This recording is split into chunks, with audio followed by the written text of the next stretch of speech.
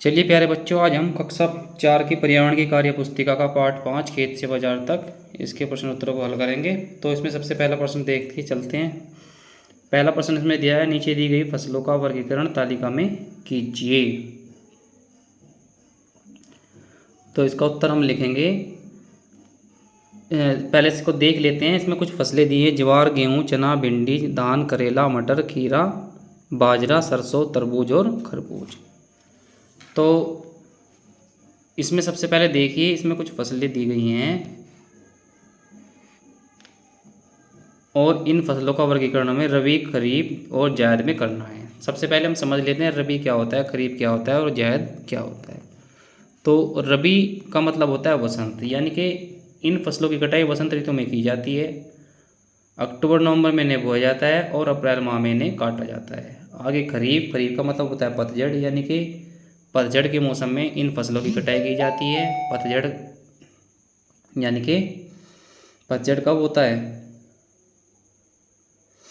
जून, अक्टूबर और नवंबर में। जून जुलाई में इनको बोया जाता है और अक्टूबर और नवंबर में इन्हें काट लिया जाता है। आगे जायद और रबी के और खरीफ के बीच का जो मौसम होता है उसे जायद का मौसम कहते हैं, जो यानी कि मार्च से लेकर जून जुलाई तक का जो मौसम होता है उस बीच में जायद की फसलों को बोया जाता है।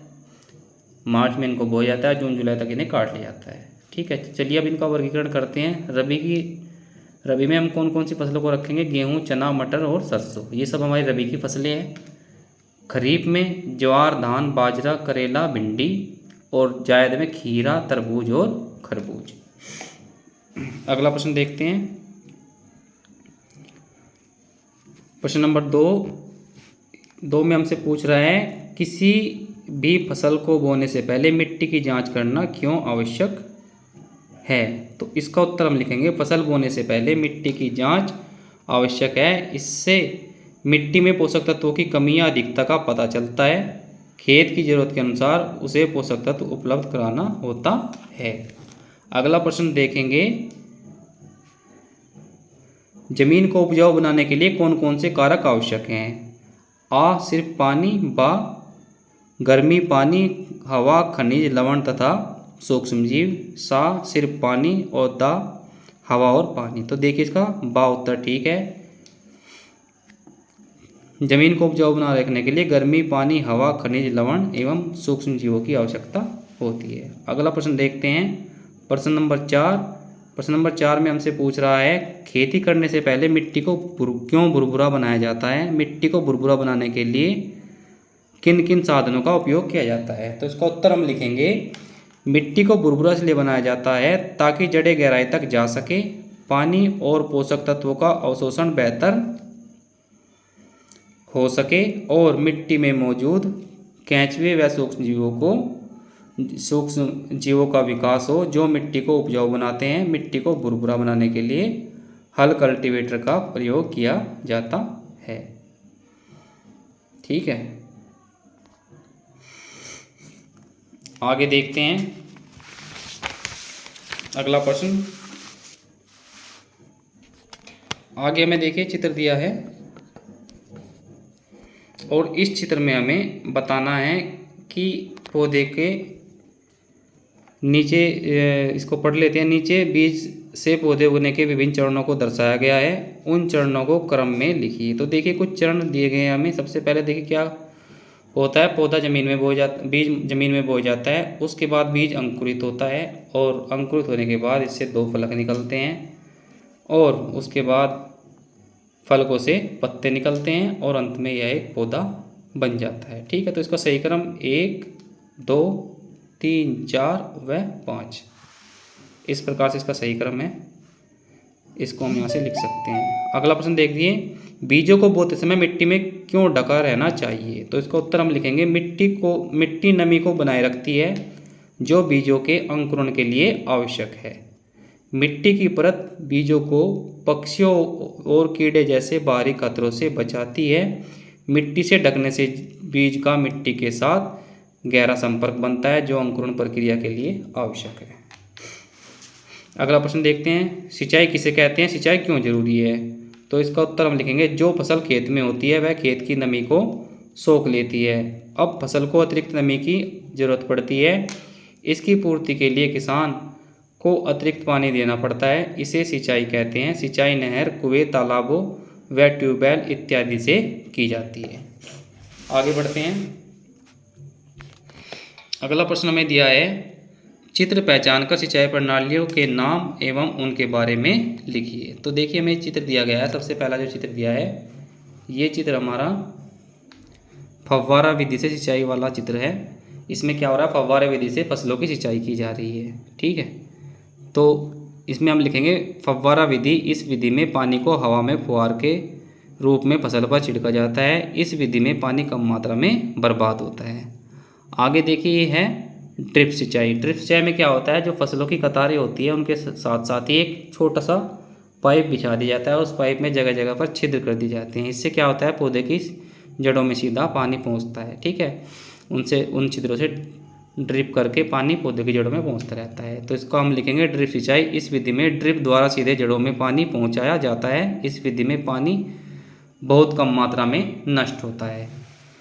अगली जो विधि है वह है जल प्रवाह विधि। इस विधि में पानी अधिक मात्रा में नष्ट हो जाता है। इस विधि में ऐसी जगहों पर सिंचाई की जाती है जहां पानी की अधिकता होती है। आगे देखेंगे, फलों की खेती के लिए मटका सिंचाई प्रणाली की आवश्यकता क्यों होती है। तो इसका उत्तर हम लिखेंगे, इस विधि द्वारा मटके को पेड़ या पौधे की जड़ के पास मिट्टी में दबाकर रख दिया जाता है। वह मटके को पानी से भर दिया जाता है। मटके की पेंदी में एक छेद कर दिया जाता है जिससे पानी बूंद बूंद करके टपकता रहता है। वह जड़ में नमी बनी रहती है। अगला प्रश्न देखेंगे, जल प्रवाह सिंचाई प्रणाली और ड्रिप सिंचाई प्रणाली में अंतर लिखिए। तो देखिए, एक तरफ जल प्रवाह सिंचाई प्रणाली का चित्र दिया है, एक तरफ ड्रिप सिंचाई प्रणाली का चित्र हमें दिया है। तो इसमें हम लिख सकते हैं पानी अधिक मात्रा में पाया जाता है, और ड्रिप सिंचाई प्रणाली में लिख सकते हैं पानी की अत्यंत कमी होती है।